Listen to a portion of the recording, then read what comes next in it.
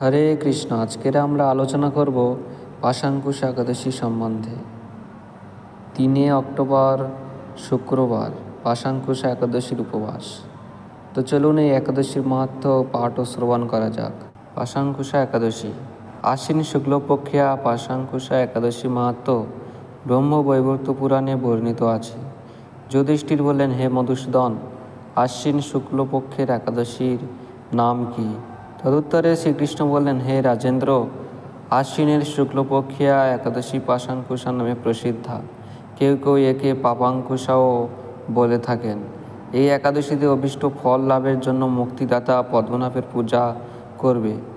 শ্রীহরি নাম সংকীর্তন দ্বারা পৃথিবীর সর্বতীর্থের ফল লাভ হয়। বদ্ধজীব মোহ বশত বহু পাপকর্ম করেও ভগবান শ্রীহরির শরণাপন্ন হয়ে প্রণাম নিবেদন নরক যাতনা থেকে রক্ষা পায়। এই একাদশীর মহিমা শোনার ফলে নিদারুণ যমদণ্ড থেকে মুক্তি লাভ হয়। শ্রী হরিবাসরে ব্রতের মতো ত্রিভুবনে পবিত্রকারী আর কোনো বস্তু নেই। হাজার হাজার অশ্বমেধ যজ্ঞ এবং শত শত রাজসূয় যজ্ঞ এই ব্রতের শতভাগের একাংশের সমান হয় না। এই ব্রত পালনে স্বর্গবাস হয়, মুক্তি, দীর্ঘ আয়ু, আরোগ্য, সুপত্নী, বন্ধু প্রভৃতি অনায়াসে লাভ করা যায়। হে রাজন, গয়া, কাশী, এমনকি কুরুক্ষেত্রেও শ্রীহরিবাসরে অপেক্ষা পুণ্য স্থান নয়। হে ভূপাল, একাদশী উপবাস ব্রত করে রাত্রি জাগরণ করলে অনায়াসে বিষ্ণুলোক গতি হয়। এই পাশাঙ্কুশা ব্রতের ফলে মানুষ সর্বপাপ মুক্ত হয়ে গোলকে গমন করতে সমর্থ হয়।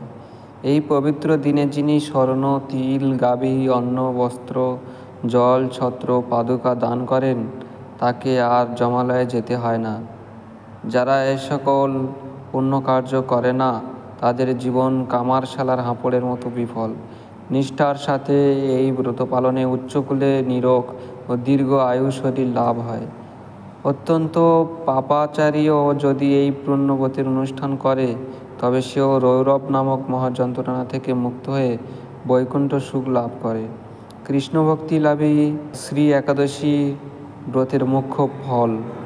তবে আনুষঙ্গিক রূপে স্বর্গ, ঐশ্বর্য আদি অনিত্য ফল লাভ হয়ে থাকে। এখন আমরা পারণের সময়সূচি সম্বন্ধে আলোচনা করব। 4 অক্টোবর শনিবার একাদশীর পারণ ভোর 5টা 30 থেকে সকাল 9টা 26-এর মধ্যে।